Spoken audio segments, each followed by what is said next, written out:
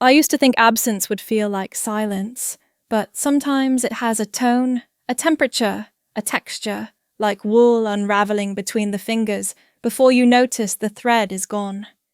The email wasn't addressed to me. It came forwarded from a cousin I hadn't spoken to in months. The subject line was cheerful enough, annual Langford family dinner. Dress nice for photos. The banner was gold cursive overlaid on hydrangeas. Below it, RSVP links and a list of who's bringing what.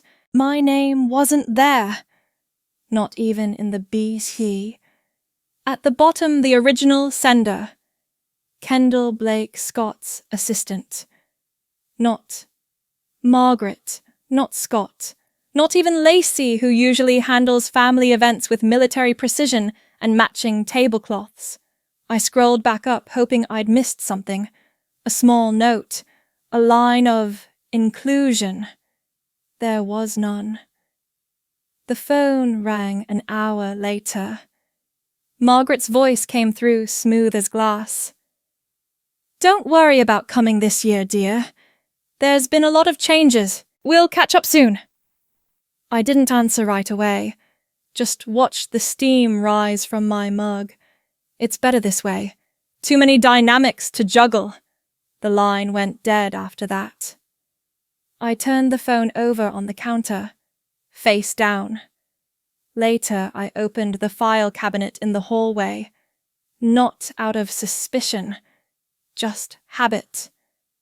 A quiet need to check something. The property folder was thinner than I remembered. Inside was a single envelope from Delaney and Hartwell stamped 3 weeks ago. Update to title ownership, 27 West Maple. I unfolded the document, read it once, then again slower. My name was gone. Scott Langford, sole owner. I held the page with both hands, tracing the embossed seal at the bottom, the clean notary stamp, the absence of my initials. No warning, no signature, no conversation, just erasure, quietly notarized. The folder didn't fall. My hands didn't shake. I returned the envelope to its sleeve and closed the drawer without sound. Nothing spilled, nothing cracked. But something in me shifted slightly out of place, like a picture frame tilted just enough to be wrong, and yet no one bothers to fix it. I didn't tell anyone. Not Emily, not even myself, not out loud. Some things don't need to be confirmed to be true. They just settle. And once they do, they stay. I used to believe that if I was careful enough, quiet enough, useful enough, I might become harder to leave. I learned how Maggie liked her roast chicken no rosemary, just lemon and sea salt skin, pulled tight and crisp. I memorized the way she folded napkins into triangles, never squares, because squares were lazy. I stopped bringing wine that wasn't from her list. I never asked how the list was chosen. At the company gala 3 years ago, I stepped aside when the press arrived. Scott needed the photo, just him in front of the project board. It's cleaner this way. Founder shots should look like founders. I stood off to the side, holding my clutch like a placeholder. I once pulled my name from the patent paperwork on a tech partnership because he said dual credit might confuse the board. I signed the waiver in silence. When he handed it in, he smiled like I'd done something noble. At Lacey's baby shower, one of his friends leaned across the table, wine glass in hand. You're the one who works in offices, right? Not really the domestic type. No one corrected him. I passed him the deviled eggs. Afterward, in the car, Scott didn't look at me when he muttered, "Let it go." He wasn't trying to insult you. I nodded and turned up the air conditioning. When Caleb stayed with us one weekend, I laid out fresh towels, stocked the fridge with the snacks he liked, folded his tiny socks into rows. I kept my distance gently. Elise had left a note. No sugar after 3 p.m. No stories with monsters. I followed it to the letter. At the end of the weekend, Maggie patted my arm in the hallway. You've always been helpful. Not maternal, of course, but steady. She didn't smile when she said it, just moved past me toward the kitchen where Scott was boiling pasta for Elise's next visit. No one called me aunt. No one called me anything at all. Later that night, I sat on the edge of the bed and tried to remember the last time I'd been referred to by name in that house. Not a title. Not a task. Just Grace. I couldn't. And that silence, familiar, unbroken, was the answer. I don't think being forgotten feels like vanishing. It feels like being folded into the background so neatly that no one notices the space you no longer take up. The birthday card came printed on cream cardstock with gold lettering. Every name was handwritten in blue ink, Lacey Nolan, Elise, even Caleb's in messy block letters like someone helped him spell it. Mine was blank, just an envelope with no mark, no note inside. No mistake, either. When I pointed it out to Scott, he blinked once and said, "They must have run out of time." During the employee recognition dinner last spring, I stood on the stage while Miles listed my years of service, my record, my contribution to the merger. I looked out and found only one familiar face, Emily near the back, clapping slowly. No text from Scott. No message from Margaret. Just a voicemail from Kendall about a misplaced spreadsheet. Afterward, in the parking lot, Margaret handed me a container of leftover cupcakes. Elise would never let a moment like that change her. She tucked the lid with a firm press. That's what makes her a comfort to be around. I nodded and placed the container on the passenger seat, careful not to smear the frosting. None of the cupcakes were ones I liked. The article came out in a spring issue of Pacific Visionaries. 3 pages interview quotes a photo taken in my office with my hands folded, not smiling. When it arrived in the mail, I placed it on the counter before anyone got home. By evening, Scott picked it up, flipped through, then laid it down without comment. "I thought maybe you'd mention the family somewhere." But I get it. Press is press. I folded the page sharply at the spine. The corner tore slightly. It's still there in the second drawer of the hallway chest, underneath a warranty for the dryer and a receipt from the tile company. The edges have curled with time. The ink has faded in one spot, where water must have touched it. No one ever brought it up again. I once tried to count how many events I planned, where I was never thanked. How many photos I stepped out of. How many favors I completed without being noticed. I stopped somewhere after 72. Not because I lost track, but because the number didn't matter. It never did. I always thought betrayal would arrive with a tremor, something jagged or loud. But it can slip in quietly wearing your own house shoes. I came home early that day. I'd sent a message to Miles about needing a break, cited burnout, offered to keep emails going remotely. I didn't mention the title deed or the envelope I hadn't been able to put back in its sleeve. I didn't expect anyone home. The car wasn't in the driveway, but the front door was unlocked. I took off my shoes at the threshold, out of habit, maybe politeness. That's when I heard her voice, Margaret measured, almost amused. She still thinks she's part of the plan. Poor thing. I stood still, hand on the banister, the rhythm of my own breathing louder than it should have been. Just a couple more weeks. Scott's voice calm, like he was confirming a lunch order. Once the papers are in, Elise will move in. Caleb's already used to the space. No pause. No guilt. No mention of where I'd be. Margaret sighed, slow and pleased. Honestly, I never understood what you saw in her. Too focused. Women like that never make room. The hallway smelled faintly of lemon oil and burned coffee. I hadn't noticed before how cold the floor was. The layoff worked, Scott continued. She's disoriented. Gives us cover. It'll look mutual. There was a clink of glass. A casual celebration. She'll come around. She always folds if you keep the tone soft. Margaret's voice again clipped.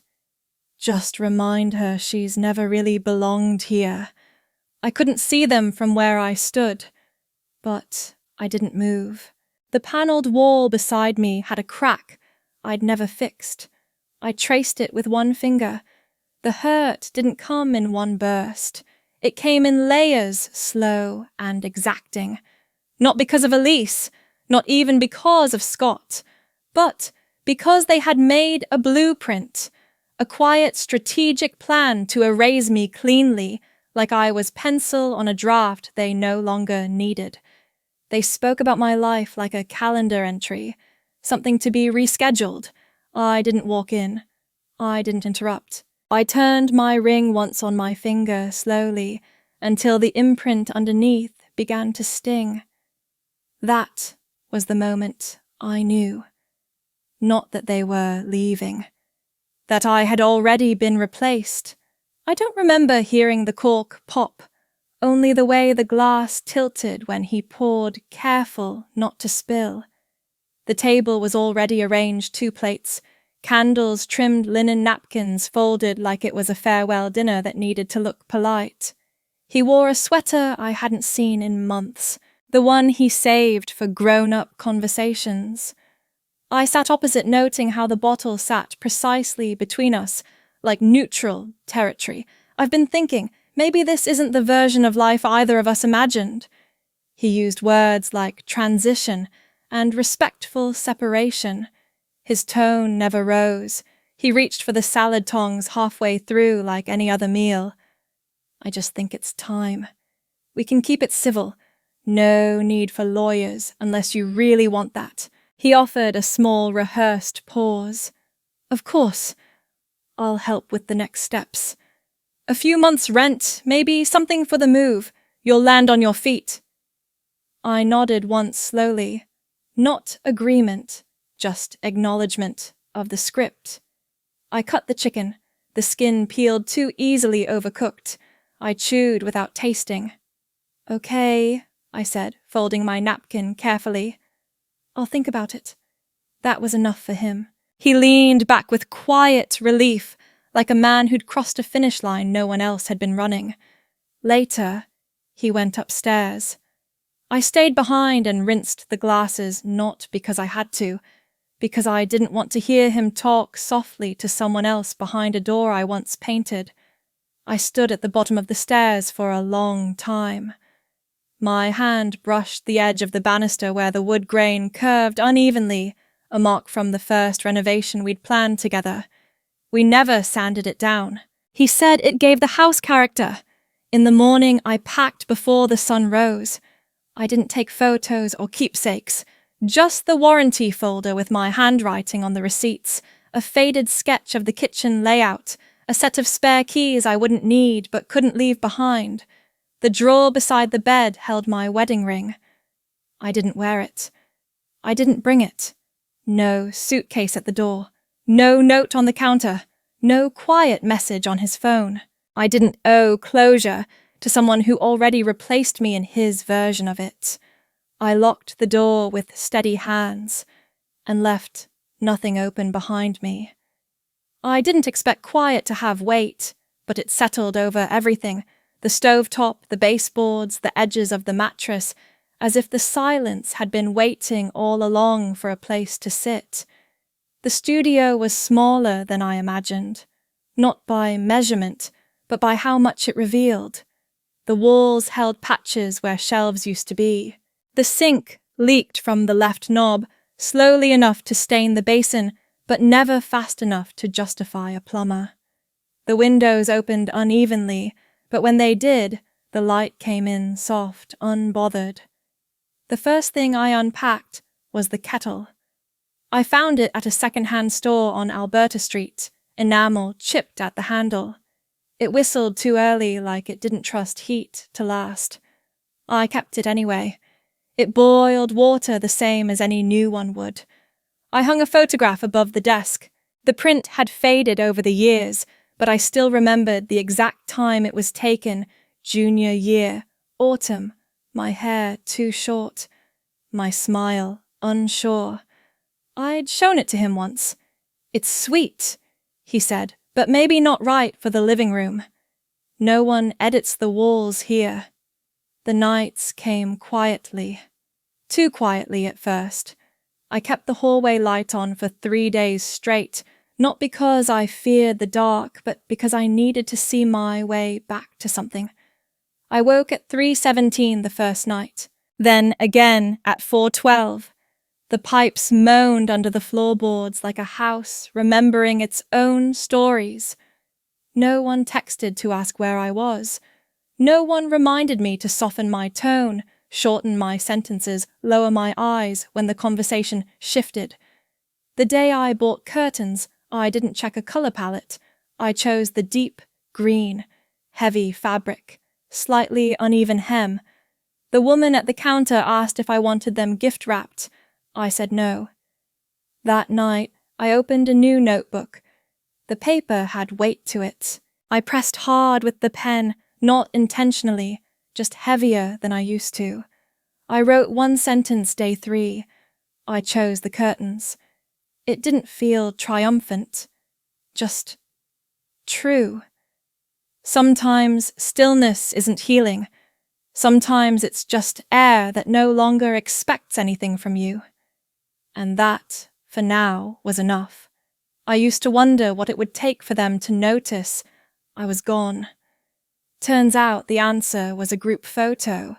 The email arrived on a Thursday afternoon. The subject line read like a throwaway line from a Hallmark card. Langford brunch. Let's reconnect. It came from Kendall. Not Scott, not Margaret. Just the assistant who once misspelled my name on a Christmas tag. "Hi, Grace. Maggie asked if you'd like to stop by this Sunday. Family photo afterward. No pressure." There was no mention of the dinner I hadn't been invited to. No reference to the title deed. No recognition that I no longer lived in the house they planned to stand in front of. I closed the laptop without replying. Later that evening, my phone buzzed. Valerie Dunn's name lit up. She handled our accounts back when the word "our" still applied. "Just a heads up, Scott's trying to renegotiate the mortgage on the Maple property. But your name's still tied to the liability form. He'll probably need your release." I thanked her. She didn't press. She knew. They didn't miss me. They missed my signature. Emily called the next day while I was folding laundry. Her voice, always deliberate, softened slightly. "Maggie's not thrilled. Elise forgot the brand of cranberry sauce she likes." Caleb cried during dinner when Scott made him sit up straight, called him Scott instead of Dad. I imagined the tension in that room, the performative gratitude, the fixed smiles. And in the corner, the empty place where I used to keep the gravy warm and refill water glasses before anyone asked. "You know what Margaret said?" Emily paused. "Some people just aren't meant for tradition." That part didn't sting. Not anymore. No one asked where I'd gone. No one asked how I was paying rent or if I'd found curtains that finally closed all the way. No one offered to visit or to help fix the leak under the sink or to ask what I wanted now that I wasn't theirs. But they wanted me back for brunch, for optics, for symmetry. I printed the email and folded it in thirds, left it between an old bank statement and a blank envelope. Then I ran hot water over a chipped mug and sat by the window until the steam fogged the glass. They didn't come back for me. They came back to restore a picture I no longer belonged in. And I won't stand still just to keep their frame from falling. I no longer set an alarm. I wake when the light changes and the floorboards stretch beneath me. It's not discipline, it's rhythm. The coffee tastes slightly burnt most mornings. I haven't replaced the kettle. It wheezes on the third boil and leaves a faint, metallic note. I drink it anyway, sitting on the edge of the bed with one foot tucked under the other. The cup is a leftover from a pottery class I never finished. The glaze cracked on one side. It never shattered. I've stopped replying to emails that begin with "just checking in." They don't check. They note. There's a difference.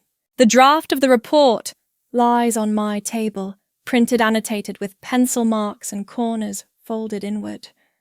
I'm working with a local nonprofit now.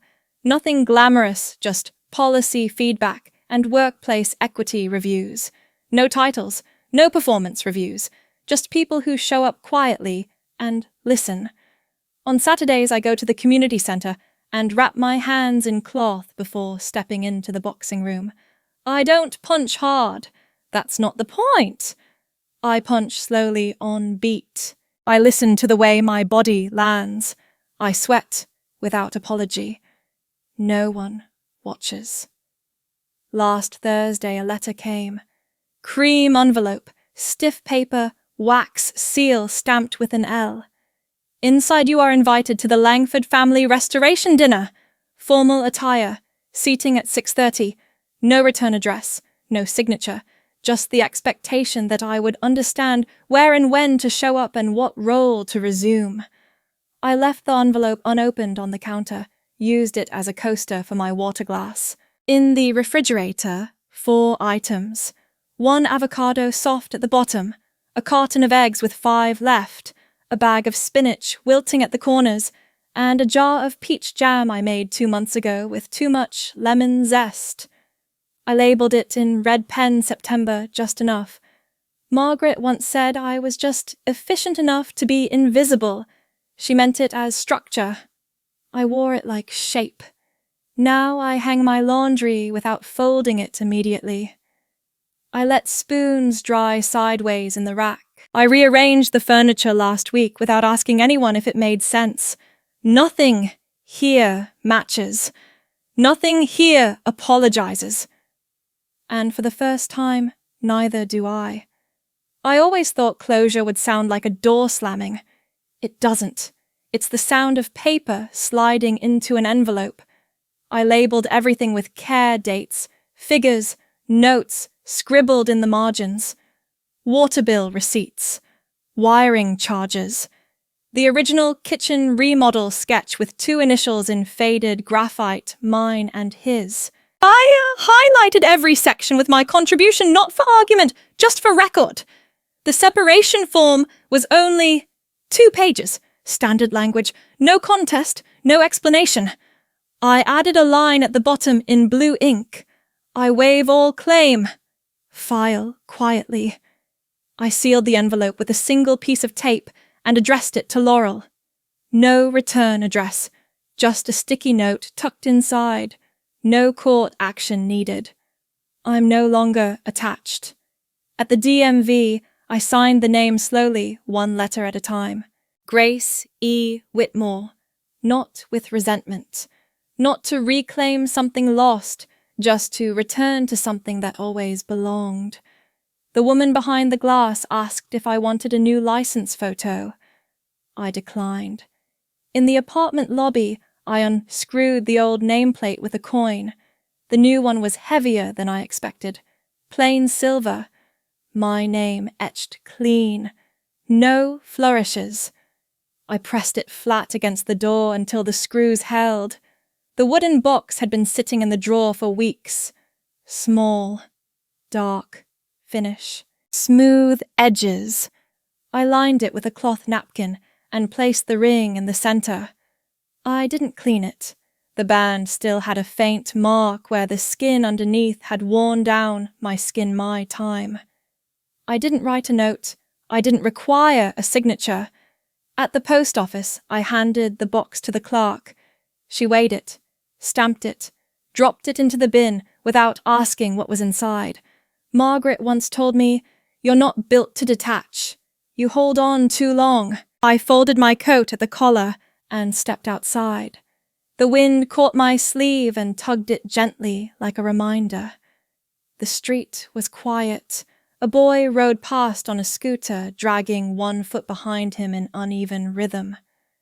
I didn't cross the street quickly. I didn't look back. Some endings don't need witnesses, only the stillness of knowing you're the one who chose it. I don't remember when I stopped needing permission to take up space. Maybe it happened the morning I woke without checking the time, or the day I walked the long way home and didn't feel the urge to explain it. The kettle rattles faintly before the boil. I wait. Not because I'm in a rush, but because I'm not. The steam rises unevenly in the cold air, curling toward the ceiling in lazy spirals. I pour into the chipped cup with the pale blue rim. It holds just enough. The desk by the window holds a short stack of pages. No title. No deadline. I write in the margins more than I do in lines. Some mornings 1 paragraph, other days only a phrase. But every word is mine. No edits, no agenda. There's a small tin box under the dresser. Inside a few old photos layered between linen and dust. I don't frame them. I don't erase them either. They exist soft at the edges now, like stories that no longer require retelling. A postcard arrived last week. Michigan stamp. My mother's handwriting hasn't changed. I hope you're well, Grace. You've earned peace. It's on the fridge now, pinned beneath a magnet shaped like an owl. Next to it a handwritten list boxing class on Saturdays, books to return to the library, and a line from a page I tore out and saved. The wound is the place where the light enters you. I don't check old message threads. I haven't blocked anyone.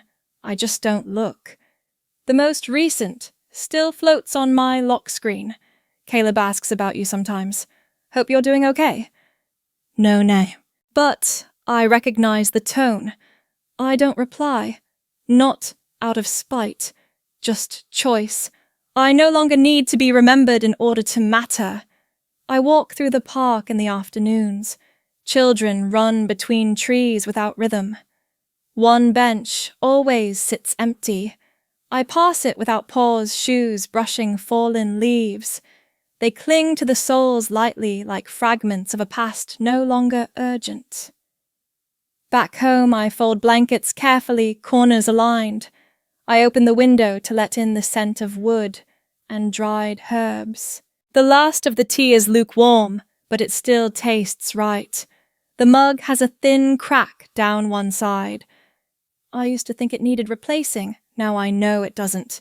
It holds what it's meant to. So do I.